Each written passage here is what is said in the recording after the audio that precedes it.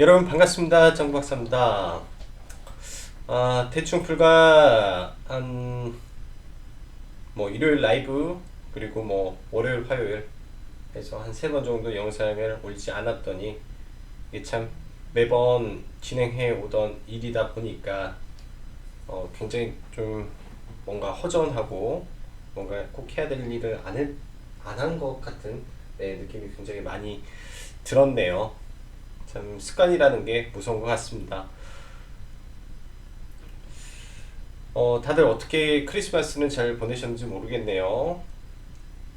벌써 12월 달도 거의 막바지에 다다랐고 앞으로 이틀만 있으면 국내 증시는 폐장을 맞이하게 됩니다. 아무쪼록 마지막 이틀 그래도 손실보다는 수익을 내는 이틀이 되었으면 좋겠고 그러기를 간절히 기원하면서 오늘 증시를 시작해 보도록 하겠습니다. 일단 오늘 시장은 굉장히 좋았어요. 굉장히 좋고 시장의 하락 종목 수보다 상승 종목 수가 상대적으로 월등히 많았던 하루였습니다. 지난주 이제 마지막 영상에서 그리고 지난주에서도 그랬죠. 시장에서 너무 두려워하지 마라. 그리고 긍정적인 시각으로 시장을 바라보는 자세가 필요하다라고 말씀을 드렸습니다.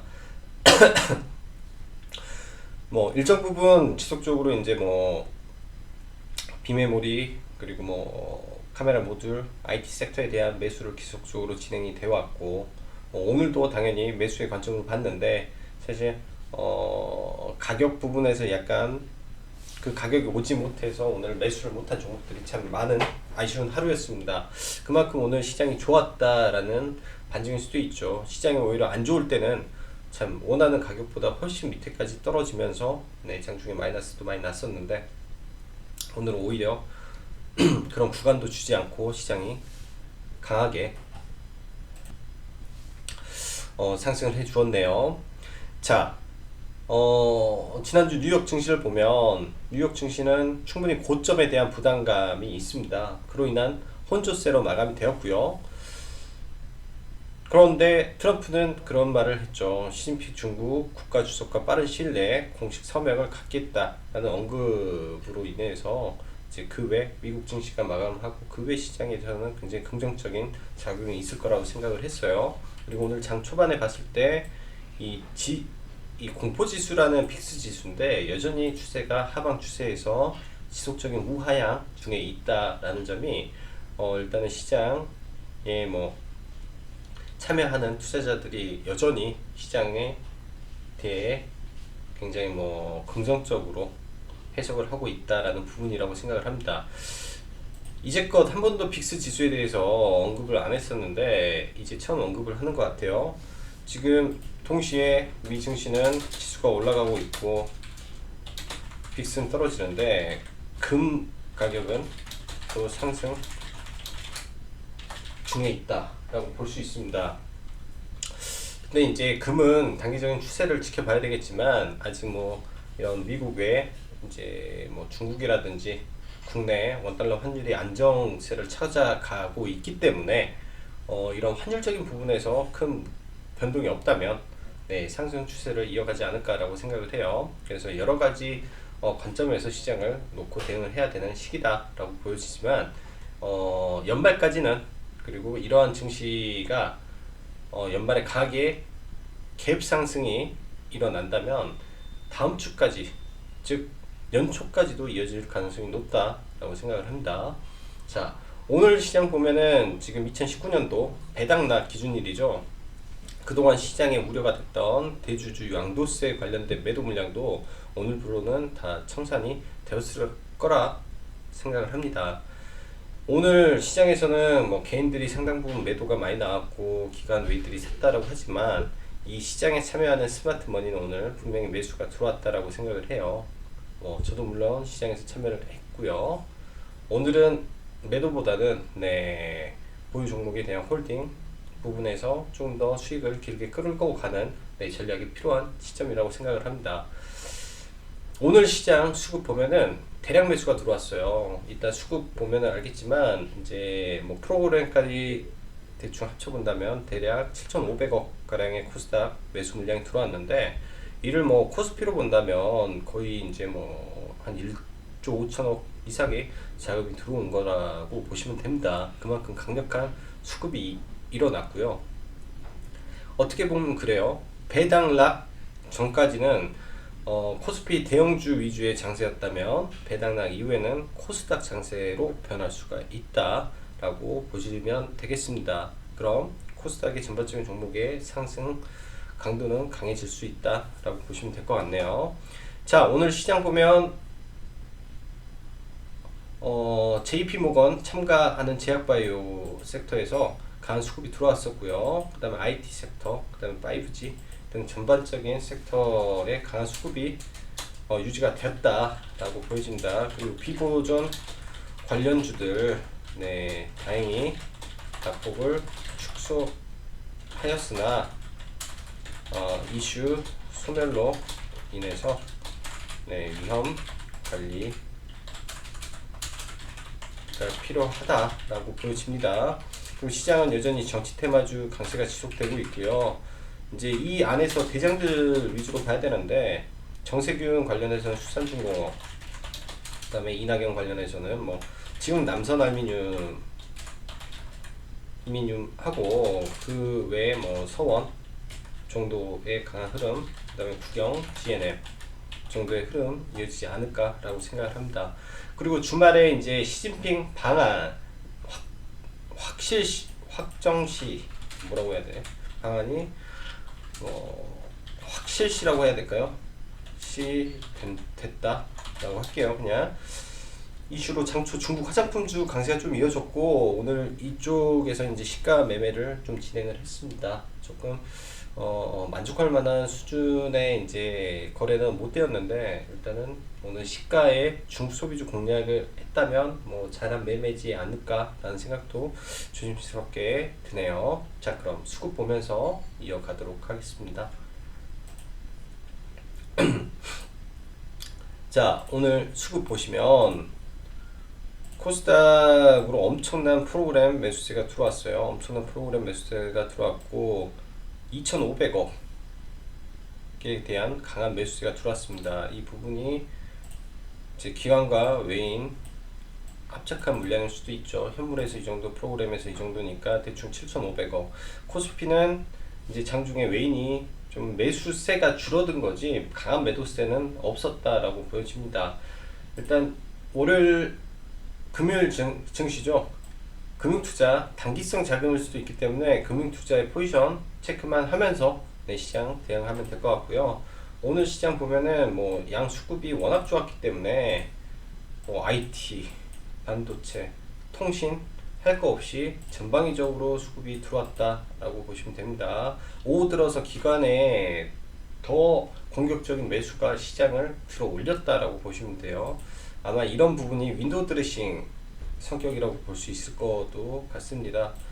그럼 여기다가 기관은 윈도우 드레싱 성격을 매수세 유입으로 정정을 하고요. 자, 그럼 종목 보면서 마무리를 하도록 하죠. 자, HLB 먼저 좀 볼게요. 이제 제가 마지막에 이제 언급을 하고 떠났던 종목이 HLB였죠. 이 구간에서 HLB 12월 20일 날 HLB에 대한 언급을 했고, 저는 이때 떠나기 전에 HLB를 종가 베팅을 하고 넘어갔었습니다. 근데 해외다 보니까 뭐 크게 뭐 먹는 부분은 없었고요. 그냥 대충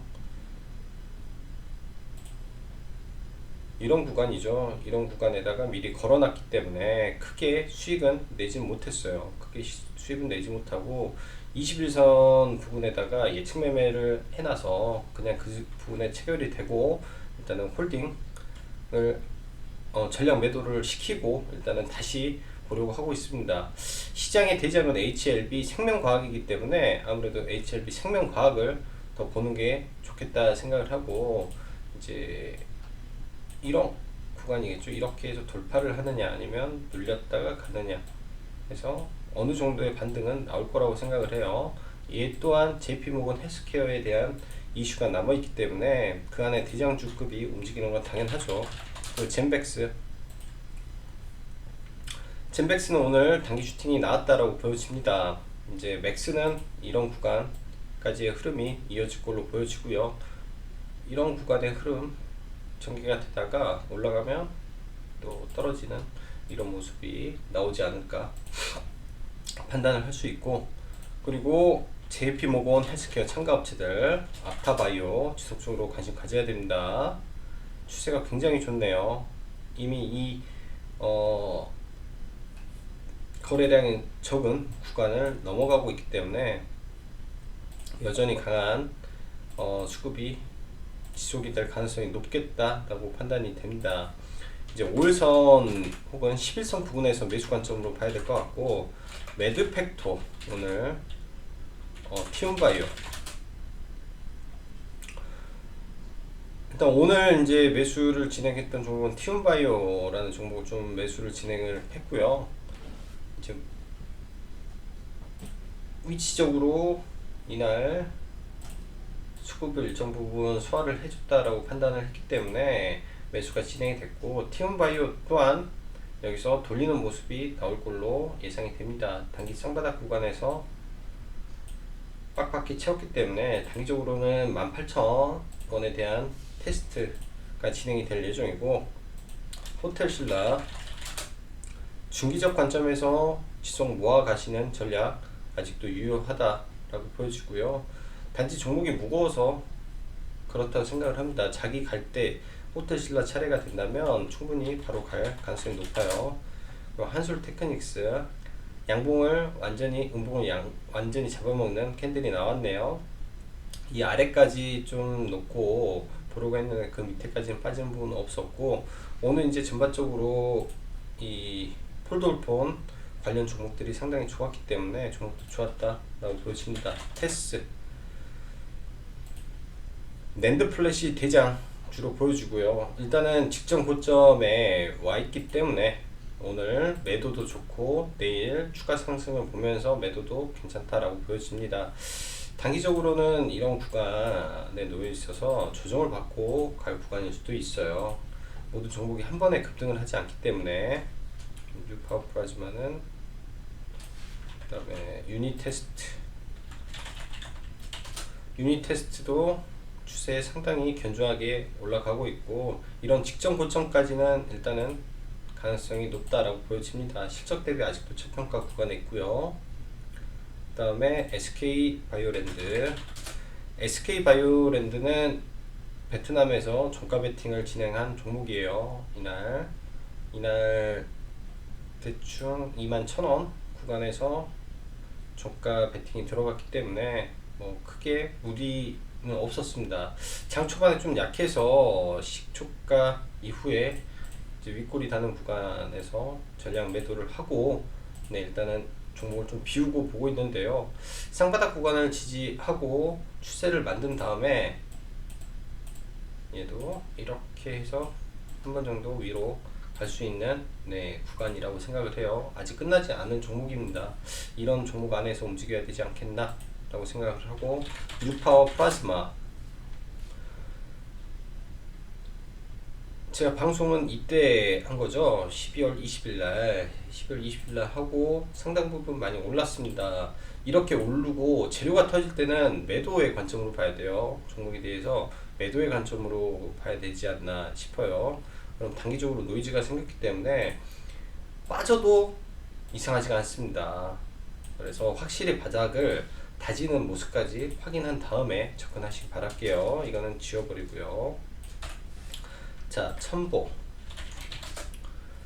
첨보는 여행 가기 전에 스윙 종목으로 이제 저희 회원님들하고 매매를 했던 종목이고요. 오늘 일단은 50% 차익 실현을 했습니다. 단기적으로 보는 구간은 61선이기 때문에 61선 이 구간에서는 전량 매도를 하고, 이런 구간이 떨어질 거예요. 분명히 다시 21선 근처에 오면 이게 바로 이평선 매매가 진행이 되는 겁니다. 저항 돌파, 안착, 갭 상승, 60일선 저항, 눌림, 저항, 눌림, 돌파, 안착, 상승. 이렇게 이런 흐름을 아마 탈 가능성이 높아요. 그렇다면 눌렸을 때 공략을 하면 안전 구간에서 충분히 매매가 가능하실 거다 라고 생각을 합니다. 그럼 유니쌤도 괜찮고요. 그 다음 매드팩토, 오늘 하루 종일 매드팩토를 좀 잡아보려고 했는데 이 촘촘하게 상승을 하는 바람에 구간을 딱히 잡을 구간이 많이 없었습니다. 그간에 이제 이 횡보성, 이 눌림이 굉장히 좋았고 이 추세도 나쁘지 않다 생각을 해요. 일단은 120선 이격이 크기 때문에 이격을 줄이는 과정이 좀 펼쳐질 것 같습니다. 그러면은 37,000원 아래에서 구간을 다시 공략을 해보면 괜찮지 않겠나 라고 생각을 해요. 뭐 이런 구간이 되겠죠. 이렇게. 그리고 특수건설, 이낙연 정책주로 봐야 될 거고요. 1차적으로 파동이 나온 이후에 지금 바닥권에서 횡보로 보여집니다. 이 구간에서 바닥을 잡고 다시 17,200원, 7,200원을 돌파하는 모습이 나올 걸로 보이기 때문에 뭐 크게 60일선을 이탈하지 않는다면 매수 관점 보시면 좋을 것 같네요. 자, 한진칼.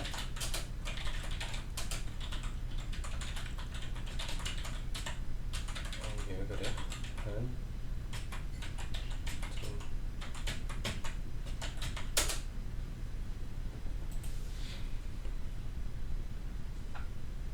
자, 한진칼.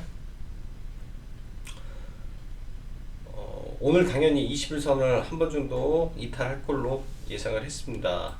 근데 지금 어제 오늘 지금 3일간 기타 보험 쪽에서 강하게 매수 물량이 들어와요. 이게 어느 쪽에서 들어오는지는 정확히 파악은 안 되지만 아직도 이쪽에 대한 지분 싸움, 지분 분쟁 여전히 유효하다라고 생각을 합니다. 사무보험까지 노려볼까라는 생각도 했는데 일단 내일 시가 무렵부터 해서 한번 공략을 해볼 생각이고요. 이제 엄청난 거래를 터뜨렸고 이 상승에 이 초기 양봉까지 밀려 나왔기 때문에 기술적 반등은 있을 거라고 판단이 돼요. 그래서 내일 시초가 무렵에서 보고 손절선 짧게 잡고 이 구간 이탈되면 안 되죠. 이탈되면 또 급격한 하락이 있을 수가 있기 때문에 이 구간을 이탈하지 않는 선에서만 보면 될 것 같습니다. 단기 기술적 반등 구간으로 보여져요 이제는. 그리고 네오팩트,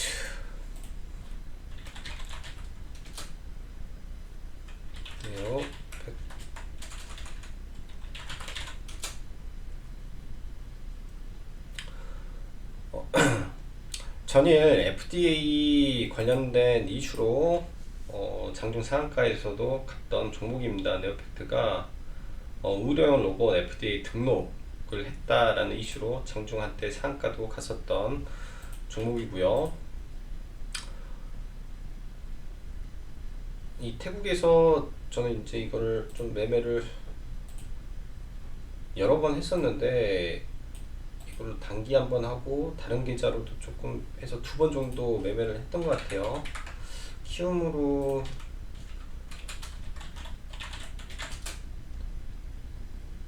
매매를 했는지 모르겠네.